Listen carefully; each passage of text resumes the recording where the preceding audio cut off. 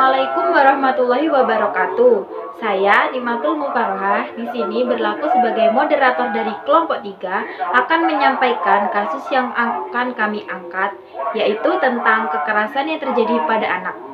Kekerasan ini terjadi di Tangerang. Berikut merupakan penjelasan lebih lanjut.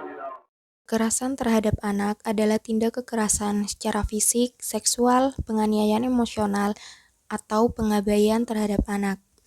Di Indonesia, kita kerap menjumpai kasus tersebut. Permasalahan ini melanggar prinsip hak hidup, keberlangsungan hidup, dan perkembangan terhadap anak. Pelaku kekerasan dapat berasal dari berbagai kalangan, mulai dari guru, teman, kerabat, hingga keluarga kandung. Perlindungan terhadap anak dari tindak kekerasan terdapat dalam pasal 13 ayat 1 Undang-Undang Nomor 35 Tahun 2004 tentang perubahan atas Undang-Undang Nomor 23 Tahun 2002 tentang perlindungan anak yang berbunyi, setiap anak selama dalam pengasuhan orang tua, wali, atau pihak lain manapun yang bertanggung jawab atas pengasuhan berhak mendapatkan perlindungan dari perlakuan. Sebagai contohnya, mari kita bahas salah satu kasus kekerasan pada anak yang terjadi pada tahun 2021. Kronologi tindak kekerasan pada balita yang viral di media sosial pada awal tahun 2021. Pada awalnya, beredar sebuah video pendek kekerasan yang terjadi pada balita berusia 2 tahun yang dilakukan oleh pria dewasa berinisial ASD. Peristiwa ini terjadi di kota Tangerang. Korban merupakan keponakan dari pacar pelaku. Alasan pelaku melakukan tindak kekerasan tersebut karena ia kesal terhadap korban yang melempar handphonenya dan ingin memberikan efek jera. Ia memukul perut bayi tersebut dengan sangat keras, dimulai dari posisi duduk, berdiri, hingga tertidur. Pelaku juga memukul menggunakan tumit kakinya ke arah perut korban dan dekat daerah kemaluan korban hingga korban merasakan kesakitan yang luar biasa dan jatuh lemas.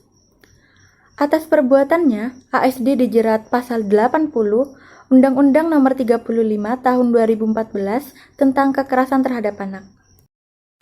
Berdasarkan kasus yang telah dipaparkan, pelanggaran hak hidup terhadap balita ini dilakukan oleh orang terdekatnya, yaitu ASD. Kekerasan yang dilakukan berupa kekerasan fisik yang dapat mengakibatkan kesehatan bayi terganggu.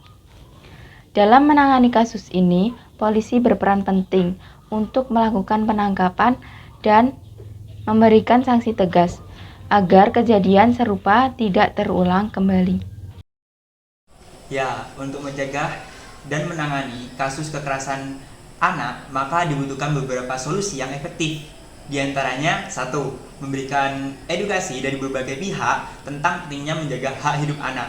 Nah, pencegahan ini dilakukan untuk mengurangi tindak kekerasan dari berbagai kalangan. Nah, yang dimana salah satunya itu adalah mahasiswa. Dalam upaya ini, bisa memberikan edukasi melalui media sosial tentang permasalahan ini, yaitu mencegah dari adanya kekerasan. Nah, dengan adanya pemahaman tentang hak hidup anak, maka besar kemungkinan tindak kekerasan anak dalam lingkup keluarga itu bisa terminimalisir. Yang kedua, itu adanya meningkatkan pengawasan orang tua, di mana orang tua ini merupakan kunci dalam proses perkembangan anak. Nah, maka dari itu, pengawasan orang tua itu dibutuhkan banget untuk mengontrol perilaku sosial anaknya, yang dikhawatirkan akan memberikan dampak negatif bagi kedepannya. Yang ketiga, itu ada peningkatan penegasan hukum pada kasus kekerasan. Nah, seperti pada kasus yang kami bahas, yaitu penegasan hukum dilakukan oleh kepolisian. Nah, guna untuk memberikan efek jera dari mencegah terjadinya serupa oleh pelaku-pelaku yang sama seperti sebelumnya. Yang dimana itu nanti berfungsi untuk memberikan peringatan kepada siapapun terkait dengan seseorang yang melanggar dari hak hidup anak tersebut. Nah, yang keempat, itu ada pemberian rehabilitasi fisik maupun psikis terhadap korban. Nah, yang dimana nanti kekerasan ini akan menimbulkan trauma fisik maupun psikis yang akan rehabilitasi oleh pihak-pihak berwajib. Dari itu dapat memberikan solusi penyembuhan terhadap korban. Sekian penjelasan yang dapat kami sampaikan. Apabila ada salah-salah kata, kami mohon maaf yang sebesar-besarnya. Wassalamualaikum warahmatullahi wabarakatuh.